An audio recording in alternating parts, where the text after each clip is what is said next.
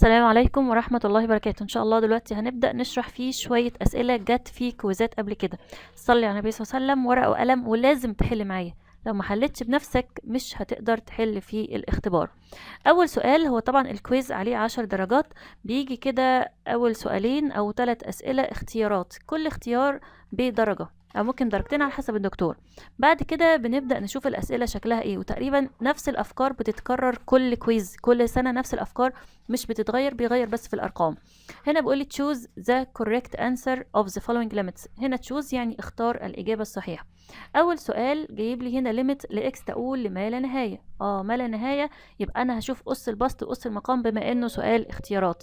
قص البسط، اكبر قص في البسط هو اكس تربيع، اكبر قص في المقام هو اكس تربيع، فالبسط بيساوي المقام، اذا الاجابة بتساوي المعامل البسط يعني الرقم اللي جنب اكس تربيع على معامل المقام اللي هو 40. هتقولي مفيش في الإجابات خالص سالب 5 على 40.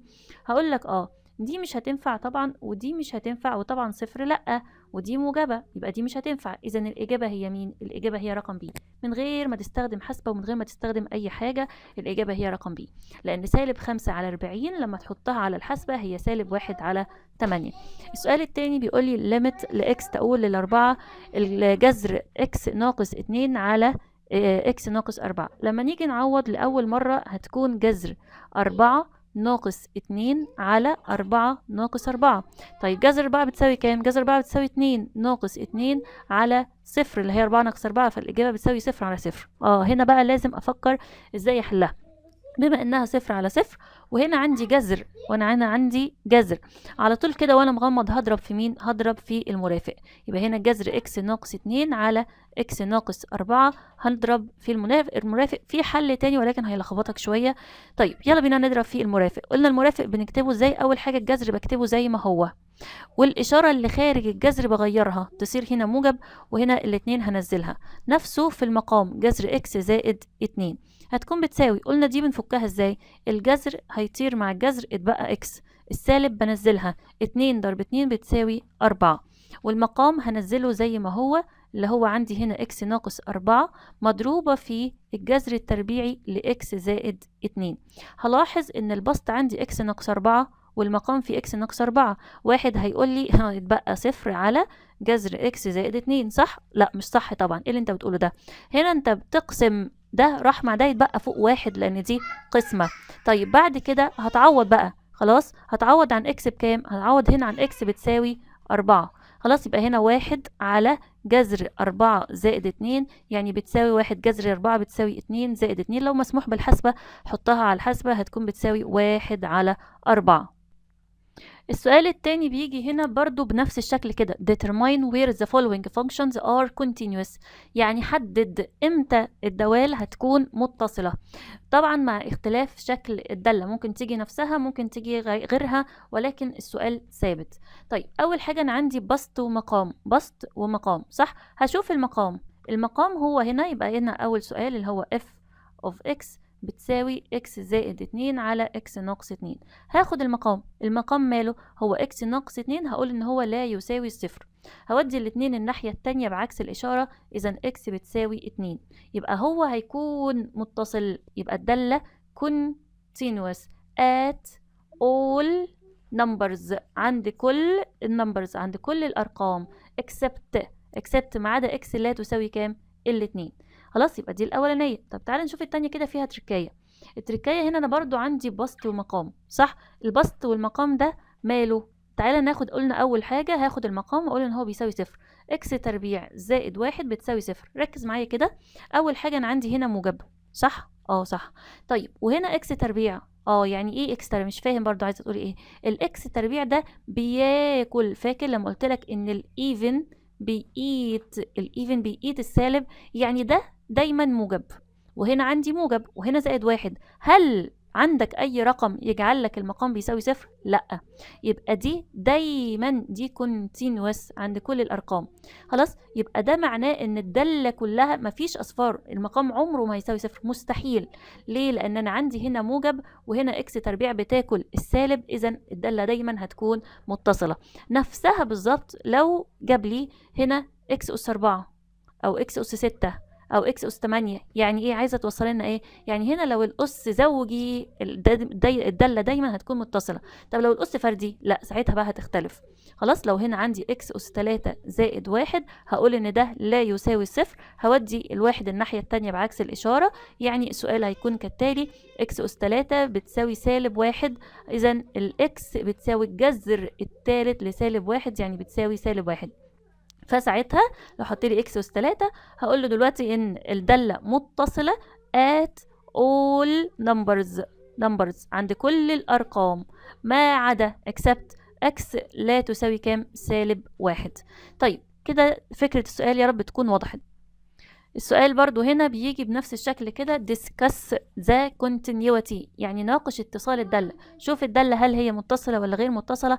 عند x بتساوي سالب 2 عندي 3 خطوات. الخطوة الأولانية بوجد f of 2 أو السالب 2 دي الرقم اللي هو بيعطيهوني هنا، هوجد قيمة الدالة. بعد كده هوجد limit لما x تقول للرقم اللي هنا اللي هو سالب 2 من الجهة اليمنى، وx أو هنا limit لما x تقول لسالب 2 ولكن من الجهة اليسرى. هم دول الثلاث خطوات مش بيتغيروا. خلاص. طيب يلا بينا نوجد أول حاجة رقم 1. هوجد f of سالب 2. طيب أعمل إيه؟ يعني شيل كل x واكتب مكانها سالب 2. طيب فين؟ فوق ولا تحت؟ الحيرة دي في الجزء اللي فيه يساوي. فين اللي فيه يساوي؟ هي دي اللي فيها يساوي. طب لو اللي يساوي تحت فأنا هاخد الدالة اللي تحت. طيب إذا احنا خلاص قررنا ان احنا هنختار الجزء اللي فوق، هو ده قيمة الدالة عندها. طيب هعوض هنا. خلاص، 1 ناقص 2 اكس هتكون بتساوي كام؟ شيل كل اكس واكتب مكانها سالب 2، يعني 1 ناقص 2 افتح قوس عشان هنا سالب واضرب هنا في سالب 2. بالحسبة هتكون 1 زائد 4 هتكون بتساوي 5. طيب حط دي كده جوه برواز. طيب بعد كده هروح اوجد ليميت لما اكس تقول لسالب 2 من الجهة اليمنى. يبقى هنا ليميت لما اكس تقول لسالب 2 من الجهة اليمنى.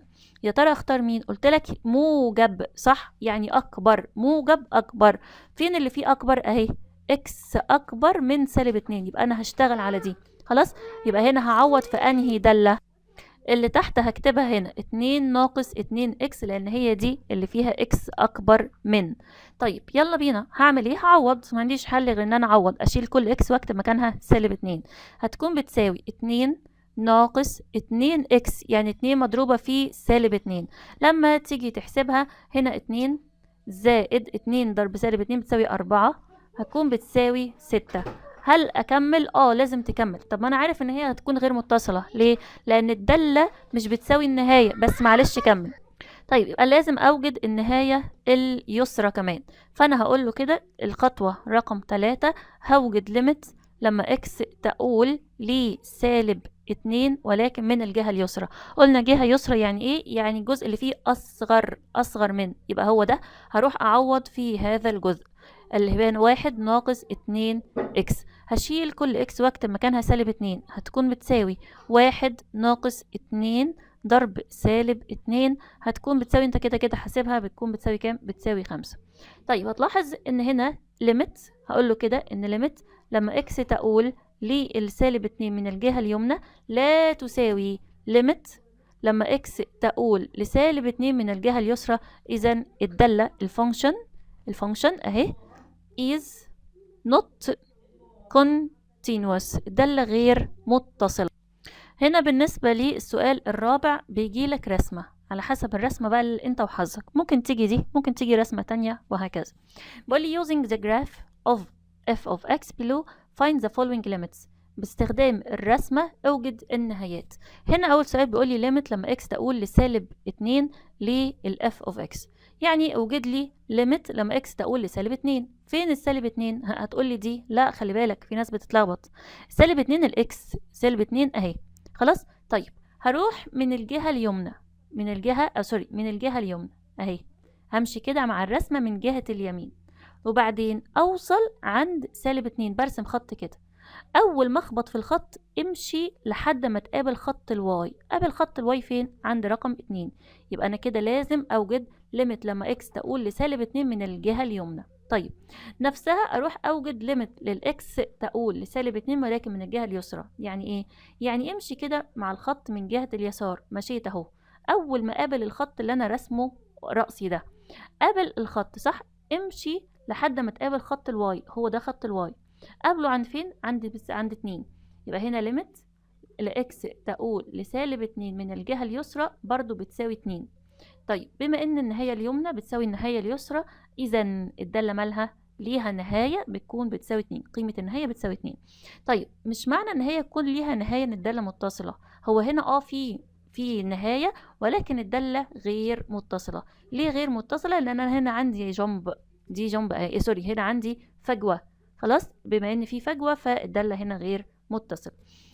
طيب هنا عاوز ليميت اف اوف اكس والاكس تقول للواحد، في الاكس تقول للواحد، فين الواحد؟ اهو ده الواحد. خلاص، فانا هطلع كده هرسم كده، المفروض ارسم خط خفيف عند اكس بتساوي 1. طيب همشي بالدالة من جهة اليمين، اهو الدالة من جهة اليمين، جيت هنا امشي لحد ما تقابل خط الواي، يعني المفروض هي 1.2 تقريبا، يعني ليميت لما اكس سوري الاكس تقول للواحد هتكون بتساوي كام؟ تقريبا هي فوق الواحد بشوية، ممكن تكون 1.2 1.3 كلنا صح، او ممكن 1 يعني على حسب. طيب او المفروض ان هي 1 يعني على حسب انت ايدك مظبوطة قد ايه. خلاص، يعني هنا اهي لو احنا طلعنا كده وكده بتساوي 1 يا جماعة، خليها 1. طيب بعد كده هوجد النهاية اليسرى، النهاية من جهة اليسار برضو قطعت لي عند نفس النقطة، إذا النهاية قيمة النهاية الكلية بتساوي 1 لأن اليمين بتساوي اليسار. طيب ممتاز. بعد كده بيقول لي identify the discontinuous points and state the type، يعني حدد لي النقاط اللي عندها عدم الاتصال. أول نقطة عندي عندها عدم اتصال هي نقطة السالب 2. طيب يبقى احنا قلنا اول حاجة عندي هي سالب 2. خلاص، يبقى نكتب كده بالترتيب، عايز تكتب من الشمال ماشي، عايز تكتب من اليمين، عايز تبدأ من اليمين مفيش مشكلة، خلينا بس نمشي كده من جهة اليسار. يبقى اول حاجة at x بتساوي سالب 2. ليه؟ هقوله لان هنا انا عندي هول، يبقى نوع عدم الاتصال هنا في وجود هول. طيب هنا عند الاكس بتساوي 0، لاحظ كده الدالة جزء فوق وجزء تحت، يبقى الجزء التاني at اكس بتساوي 0. ليه؟ لان دي اسمها قفزة، اسمها جمب، الدالة عندها غير متصلة.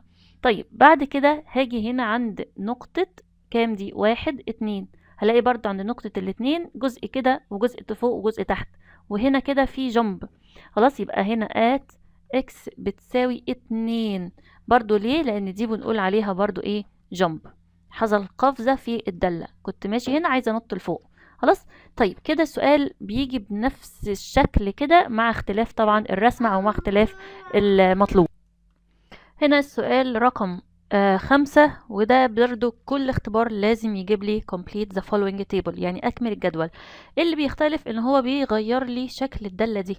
تمام، هنا 9 اكس تربيع ناقص 9 على اكس ناقص 3.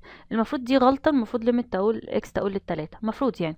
طيب اول حاجة هنا بيجيب الجدول، هو بيحط لي ارقام، فانا بعمل ايه؟ هو هنا حط لي 2.9، انت اكتبها نفسها 2.9 ولكن زود 9، وبعدين 2.9 وزود 9 تانية.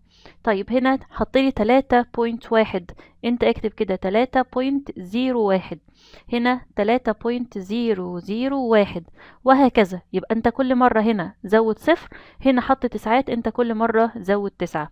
طيب ولكن انتبه طبعا الصفر من جوه، علشان انا عارفة الاخطاء اللي بتحصل ايه.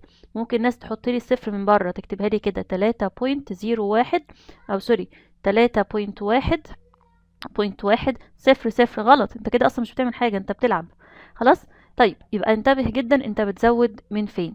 طيب هعمل ايه؟ هبدأ ان انا اعوض. يعني ايه اعوض؟ يعني اشيل كل اكس واكتب قيمتها هنا 2.9، اذن هتصير 2.9 تربيع ناقص 9 على 2.9 ناقص 3، واحسبها بالحسبة، يعني لو الحسبة مسموحة في الاختبار اهو هعمل كده، وهنا افتح قوس 2.9 تربيع ناقص 9 على 2.9 ناقص 3 هتكون بتساوي كام؟ 5.9. 5.9 سوري دي فوق 5.9. طيب بعد كده اللي بعده هعوض بكام؟ اللي انت تعمله بس ما تكتبش الدالة مرة تانية، روح عدل دي، خلاص زود لها 9 كده. تمام اهي فبالتالي بتساوي 0.999. خلاص. طيب اللي بعدها، لا في حاجة غلط هنا اهي، يعني المفروض تعوض صح، فبتساوي 5.99. طيب هنا لما ازود 9 فهتساوي 5.999.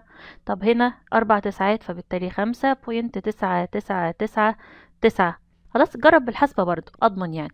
طيب ده واضح ان الاجابة بتقترب من مين؟ بتقترب من الستة، يبقى ده معناه ان ليميت لاكس تقول للتلاتة اكس تربيع ناقص 9 على اكس ناقص 3 هتكون بتساوي 6. طيب يلا بينا، هنا هنعوض ب3.1، يبقى انا اروح في الحسبة اكتب كده قوس 3.1 الكل تربيع ناقص 9 على 3.1 ناقص 3 هتكون بتساوي كام؟ هتكون بتساوي 6.1.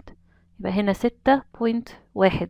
بعد كده خلي دي، تعالى كده عدلها وحط صفر هنا، فبتكون بتساوي المفروض 6. انت حطيت هنا صفر، فبالتالي 6.01. طب هنا حطيت صفرين، ف6.001. حطيت هنا 3 اصفار، فبالتالي 6.0001. لو زودت 4 اصفار فبالتالي هزود 4 اصفار، فده معناه ان النهاية بتقول ل6. ممكن الجدول يختلف، جه في سنة من السنين في اختبار تاني قال لي كده ان ليميت لاكس تقول للواحد، وهنا اكس تربيع ناقص 2 وهنا اكس ناقص 2، سوري دي كانت 2. فبالتالي انا هعوض بايه؟ الجدول هيحط لي بايه؟ الجدول هيحط لك 1.9 9 9 1.9 1.99 وهكذا، او 2.1 2.01 2.001. كل مرة زود اصفار من جوه. واظن سؤال زي ده يعني مضمون جدا في الاختبار، يعني انت لازم تاخد فيه الفول مارك في الاختبار ان شاء الله. هنا السؤال كان برضو في كويز تاني بيقولي choose the correct answer of the following limits اهو، choose the correct answers of the following limits. طيب السؤال الأول طبعا هنا جايب لي limit لإكس تقول لما لا نهاية 5 ناقص إكس أس 3. وهنا سؤال بالشكل تاني بيقول لي إكس أس 3 زائد، أو سوري دي إكس تربيع للأسف مش واضحة هنا، زائد إكس أس 3 ناقص إكس على إكس تربيع زائد 1. طيب هنا السؤال عندي إكس أو limit لإكس تقول لي ما لا نهاية، صح؟ صح. قلنا الما لا نهاية، وهو هنا سؤال جاي في اختيارات، فأنا هعمل إيه؟ هشوف أكبر أس في البسط. هنا أس البسط بيساوي كام؟ بتساوي 3. وهنا أكبر أس في المقام بتساوي 2. طيب بما إن أس البسط أكبر من أس المقام، إذا الإجابة هتكون بتساوي ما لا نهاية. ولكن يعني اللي أنا شايفاه إن دي إكس أس 3، والله مش شايفة. المهم لو هنا إكس أس 3 تمام، وهنا برضو اكس أس نفسها هتساوي ما لا نهاية، فاللي كاتب الإجابة دي كاتبها غلط، لأن أس البسط أكبر من أس المقام. طيب لو جايب لي هنا، لو ضارب هنا في اكس، يعني هتختلف شوية. لو ضارب هنا في اكس ايه اللي هيحصل؟ أنا هاخد الإكس هضربها هنا، فهتكون بالتالي اكس تربيع زائد اكس أس 3 ناقص اكس على الإكس هضربها هنا وهنا، اكس أس 3 زائد الإكس هتتضرب هنا هتصير اكس ضرب 1 بتساوي اكس، فأصبح هنا أس البسط بيساوي أس المقام. طيب بما إن أس البسط بيساوي أس المقام، ايه اللي هيحصل؟ هتكون معامل الإكس أس 3 هنا، معامل الإكس أس 3 هنا كام؟ 1. طب معامل الإكس أس 3 هنا كام؟ 1 برضو. خلاص، فواحد زائد 1 بتساوي كام؟ بتساوي 1 على 1 بتساوي 1، معلش. خلاص، فالإجابة بتساوي 1 في الحالة دي. خلاص، ولكن هنا طبعا الحل ده الحل الإجابة غلط، لأن هنا أس البسط بيساوي 3 وأس المقام بيساوي تربيع، يبقى هنا بتساوي ما لا نهاية. طيب هنا إكس أس 3 على إكس تربيع برضو نفس الكلام، هنا إكس أس 3 بس إشارتها بالسالب، يبقى سالب 1، وهنا تربيع أس البسط أكبر من أس المقام، يبقى هنا سالب 1 على 1، فساعتها الإجابة هتكون بتساوي سالب 1. طيب هنا السؤال التاني بيقول لي اوجد ليميت ل4 ناقص اكس على 2 ناقص جذر اكس. لما تيجي تعوض المفروض هنا الاتنين، المفروض اكس تقول للاتنين، لما تيجي تعوض هنا ايه اللي هيحصل؟ هتصير 4 ناقص الاكس هكتب مكانها 2 على، سوري المفروض 4 اكس تقول ل4، بس هنا طبعا مش واضحة، المفروض دي اكس تقول إلى 4. خلاص، وهنا 4 على 2 ناقص جذر 4، فهتلاقيها بتساوي 0 على 0، نفس السؤال اللي احنا حليناه في الكويز من شوية. طيب ايه اللي هيحصل؟ لازم اضرب في المرافق. ليه؟ لان انا عندي هنا جذر، بما ان عندي جذر فهناخد كده 4 ناقص اكس، ولازم اكتب هنا ليميت لما اكس تقول لي ال4. طيب وهنا 2 ناقص جذر اكس، هضرب في المرافق ازاي؟ بالراحة. قلت اول حاجة الجذر اهو هكتب الجذر كده، هو بما انه في المقام هكتبه في المقام. الاشارة اللي بره كام؟ سالب، هتصير موجب. خلاص هنا طرح، هحط هنا جمع، والاتنين هنزلها نفسها احطها فوق. يعني لو هو في المقام هحطه في المقام، لو في البسط هحطه في البسط.